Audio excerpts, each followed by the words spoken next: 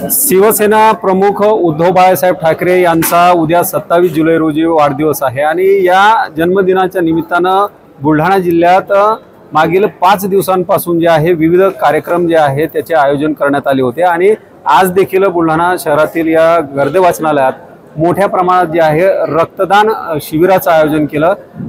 त्यासाठी आपण या ठिकाणी आहोत। ताईशी आपण या ठिकाणी बोलणार आहोत। ताई, मला सांगाल की जिल्ह्याभरात कार्यक्रम होत आहेत, छोट्या छोट्या शाळांमध्ये जाऊन देखील आपण कार्यक्रम घेतलेत, विद्यार्थ्यांपर्यंत हा विचार पोहोचण्याचं आपण काम केलंय। काय नेमक्या भावना आहेत? आज उद्या वाढदिवस आहेत पक्षप्रमुखांचं काय? राज्याचे माजी मुख्यमंत्री आणि शिवसेना पक्षप्रमुख आदरणीय उद्धव बाळासाहेब ठाकरे यांचा उद्या वाढदिवस आहे आणि निश्चितच केवळ शिवसेना पक्षातच नाही तर संबंध महाराष्ट्रभरामध्ये एक उत्साहाचं वातावरण आहे। कारण आदरणीय उद्धव बाळासाहेब ठाकरे हे एकमेव अशी व्यक्ती असतील की ज्यांनी केवळ आश्वासन दिलं नाही तर दिलेलं आश्वासन हे तातडीने पाळलं। त्यांच्याच कार्यकाळात 2 लाखांपर्यंतचं शेतकरी बांधवांचं कर्ज हे तातडीने माफ करण्यात आलेलं होतं। एवढंच नाही तर गोरगरिबांसाठी 10 रुपयामध्ये शिवभोजन त्यांनी सुरू केलेलं होतं आणि कोरोनाचा कार्यकाळ हा त्यांचा कार्यकाळ म्हटलं तर तो पूर्ण कोरोनामध्ये गेला। परंतु या कठीण काळातही इतर राज्यांमध्ये किती मोठ्या प्रमाणात वाताहत झाली, रुग्णांचे किती हाल झाले, किती मोठ्या प्रमाणामध्ये मृत व्यक्तींचे कोरोनामध्ये मृत पावलेल्या लोकांचे हाल झाले, हे सगळं पाहिल्यानंतर जेव्हा आपण आपल्या राज्याची तुलना करतो तर निश्चितच कोरोनाच्या काळात मुख्यमंत्री म्हणून आदरणीय उद्धव बाळासाहेब ठाकरे यांनी कुटुंब प्रमुखाप्रमाणे राज्य सांभाळलं होतं आणि अतिशय चांगल्या पद्धतीने त्यांचा कार्यकाळ राहिला आणि त्यामुळेच राज्यातील प्रत्येकाच्या मनामध्ये त्यांच्याबद्दल प्रचंड प्रेम आहे, आस्था आहे आणि म्हणून राज्यभरामध्ये एक अतिशय चांगलं आनंदाचं उत्साहाचं वातावरण आहे। मागच्या 2-3 दिवसांपासून बुलढाणा जिल्ह्यामध्ये सुद्धा शिवसेना पक्षाच्या वतीने आदरणीय उद्धव बाळासाहेब ठाकरे यांचा वाढदिवस हा वेगवेगळ्या सामाजिक उपक्रमांनी साजरा होत आहे। आपण सांगितलं त्याप्रमाणे वृक्षारोपण असेल, वृक्ष वाटप असेल, 5000 विद्यार्थ्यांना जवळपास 4 तालुक्यांमधले आपण खाऊ वाटपचा कार्यक्रम केला आहे। आज सकाळपासून जिल्हा सामान्य रुग्णालयांमध्ये रुग्णांना त्या ठिकाणी फळ वाटपाचा कार्यक्रम झाला आणि आज सकाळी 9 वाजेपासून गर्दे हॉल बुलढाणा या ठिकाणी सुद्धा रक्तदान शिबिर हे सुरू केलेलं आहे। अतिशय चांगला प्रतिसाद आहे। त्याचबरोबर आज आम्ही या ठिकाणी गुणवंत विद्यार्थ्यांचाही सत्कार केला आणि शिवसेनेच्या सर्व पदाधिकाऱ्यांचा आणि कार्यकर्त्यांचा एक अतिशय सुंदर मेळावा या ठिकाणी संपन्न झाला आहे। जनतेमध्ये खूप उत्साहाचं वातावरण आहे। सगळ्यांना आदरणीय उद्धव ठाकरे साहेबांबद्दल प्रेम आहे आणि एकमेव व्यक्ती असा आहे की जो अतिशय सच्चा आहे, प्रामाणिक आहे, संयमी नेतृत्व आणि कणखर नेतृत्व असं आदरणीय उद्धव ठाकरे साहेबांबद्दल म्हणता येईल। त्यामुळे आदरणीय उद्धव ठाकरे साहेबांना आपल्या माध्यमातूनही मी वाढदिवसाच्या खूप खूप शुभेच्छा देतो। एक प्रश्न असा आहे की संपूर्ण महाराष्ट्रात शेतकऱ्यांच्या आत्महत्या होत आहेत। बुलढाणा जिल्ह्यात देखील चिखली या ठिकाणी एका शेतकरी दाम्पत्यानं आत्महत्या केलेली आहे।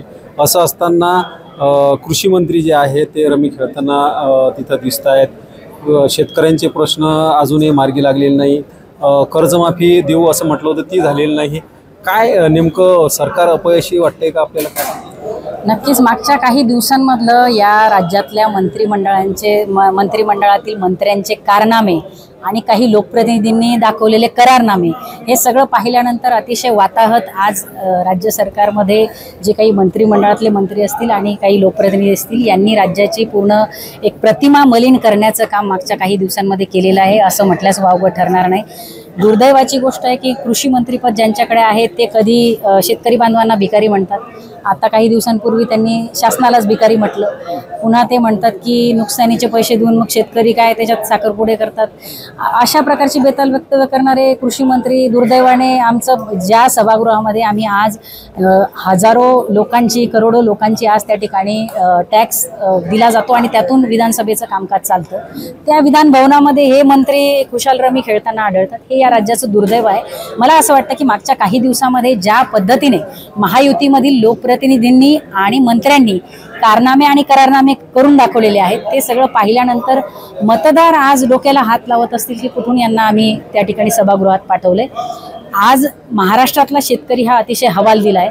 बुलढाणा जिल्ह्यातला जर विषय घेतला आपण तर त्या ठिकाणी देऊळगाव तालुक्यातील आमचे दिवंगत कैलास नागरे हा निश्चितच मार्ग नाही आहे, परंतु या राज्यातील शेतकरी बांधवांना विश्वास हे सरकार देण्यामध्ये अपयशी ठरलेलं आहे, हे तितकंच खरं आहे। यांनी सांगितलं होतं, मुख्यमंत्र्यांनी सांगितलं होतं की शेतकऱ्यांचा 7/12 कोरा कोरा कोरा ही घोषणा दिली होती। दुर्दैवाची गोष्ट आहे आज 8 महिन्यांहून अधिक काळ उलटलाय तरीही शेतकऱ्यांचा सातबारा हे कोरा करू शकलेले नाहीत। लाडक्या बहिणींच्याही खात्यामध्ये अजूनही रकमा या जमा वेळेवर होत नाहीत आणि केवळ हेच नाही तर तरुणांना रोजगार या ठिकाणी ते देऊ शकलेले नाहीत। अशा अनेक गोष्टी आहे की ह्या जर बाबी सगळ्या आपण पाहिल्या तर हे सरकार सर्व आघाड्यांवर अपयशी झालेलं आहे।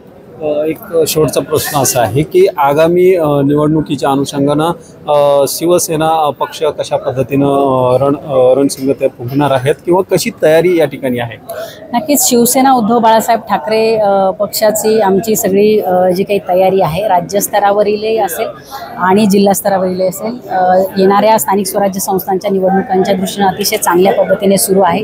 आमच्या सहकारी असतील, मित्रपक्ष असतील, महाविकास आघाडीतले इतरही पक्ष असतील, सगळ्यांना विश्वासात घेऊन कशा पद्धतीने आखणी करता येईल आणि भविष्यातल्या निवडणुका ज्या आहेत त्या डोळ्यासमोर ठेवून स्थानिक स्वराज्य संस्थांमध्ये महाविकास आघाडीचा आणि शिवसेनेचा आपल्याला कशा पद्धतीने जास्तीत जास्त लोक निवडून आणता येईल या दृष्टीने आमची तयारी चालली।